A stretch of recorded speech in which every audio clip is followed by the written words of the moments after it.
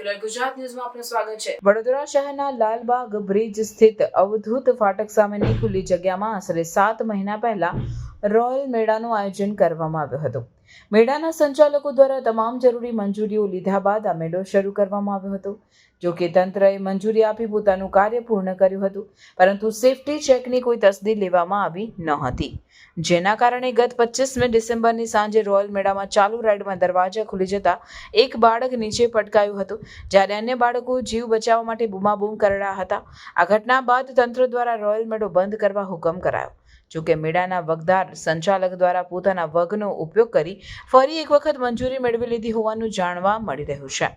અત્રે નોંધનીય છે કે 1.5 વર્ષ વીતી ગયા છતાંય હરણી બોટ દુર્ઘટનામાં જીવ ગુમાવનાર 12 બાળકોને 2 શિક્ષિકાને ન્યાય નહીં અપાવી શકનાર તંત્ર હવે રોયલ મેળાને મંજૂરી આપી છે। વડોદરામાં લોકોનો રોયલ મેળો તો ચાલુ થઈ ગયો, પણ રોયલ જેવી સુવિધાઓ નથી।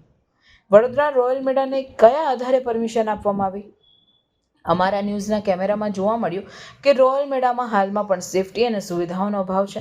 તમે જોઈ શકો છો, ઝૂલા ચકડોળમાં વાલીઓ પોતે પોતાના બાળકોને ખોળામાં બેસાડી રાઇડનો આનંદ માણી રહ્યા છે, પણ ભગવાન ના કરે હાથમાંથી બાળક જો છટકી જાય તો ફરી અનહોની સર્જાઈ શકે છે। રોયલ મેળામાં અલગ અલગ રાઇડોની બહાર મોટા મોટા બોર્ડ મારવામાં આવ્યા છે કે 10 વર્ષથી નીચેના બાળકોને રાઇડમાં બેસાડવા નહીં, તો પછી આ વાલીઓના ખોળામાં નાના નાના બાળકોને બેસાડવાની પરમિશન કોણે આપી? શું રોયલ મેળાના આયોજકો ભૂલી ગયા કે મહિનાઓ અગાઉ જે બનાવ બન્યો હતો તે રોયલ મેળાના વગર પરમિશનની રાઇડમાં અસુવિધાના અભાવે અકસ્માત સર્જાયો હતો? મેળામાં સિક્યુરિટીનો અભાવ છે અને બંધ પડેલી રાઇડમાં વાલીઓ પોતાના નાના બાળકોને રમાડતા નજરે પડ્યા। બંધ રાઇડમાં બાળક અંદર ગયું કઈ રીતે? અને જો બંધ પડેલી રાઇડમાં કોઈ અકસ્માત થઈ જાય તો જવાબદાર કોણ? પૈસા કમાવાની લાલચમાં શું ફરીવાર પહેલા જેવો અકસ્માત સર્જવાની આયોજકો રાહ જોઈ રહ્યા છે કે શું? વડોદરા શહેર પોલીસ અને કોર્પોરેશન દ્વારા કયા આધારે રોયલ મેળાવાળાઓને પરમિશન આપવામાં આવી? રોયલ મેળામાં ખાદ્ય ખોરાકમાં પણ જીવડાઓ જોવા મળ્યા। કેટલીક દુકાનો તો અમારી આંખોની સામે ખોરાકમાં પડેલા જીવડાઓ નીકાળવામાં આવ્યા। જો દુકાનદારનું ધ્યાન ન હોય તો ખોરાકની સાથે મિક્સ કરીને વેચાણ જ કરી દેવામાં આવતું હશે ને? જેથી વડોદરા ફૂડ એન્ડ સેફ્ટી વિભાગે પણ જાગૃત થઈ રોયલ મેળામાં ફૂડ સેફ્ટી માટેના નમૂના લઈ યોગ્ય તપાસ કરી કાર્યવાહી કરવામાં આવે। રોયલ મેળામાં ભાવ પણ રોયલ જેવો જ છે।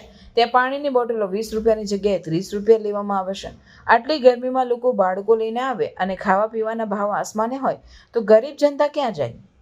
તો શું વડોદરાની ગરીબ જનતાને રોયલ મેળાના દુકાનદારો પણ લૂંટી રહ્યા છે?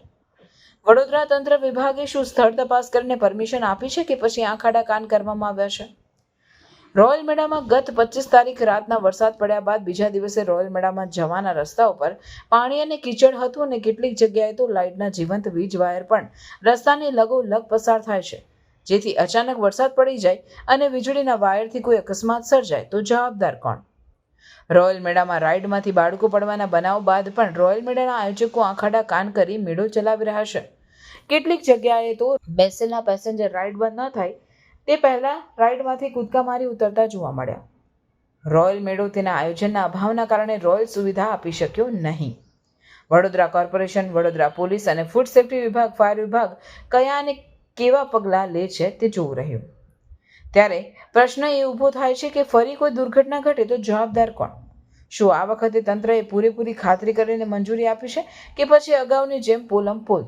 બીજા વધુ સમાચાર જોતા રહો અમારી ચેનલ પર। સમાચારોની અવનવી અપડેટ્સ માટે જોતા રહો સેક્યુલર ગુજરાત ન્યૂઝ। સાથે સેક્યુલર ગુજરાત ન્યૂઝ ચેનલને લાઇક, શેર અને સબસ્ક્રાઇબ કરો અને બેલ આઇકોન દબાવીને સમાચારોની ઝડપી માહિતી મેળવો।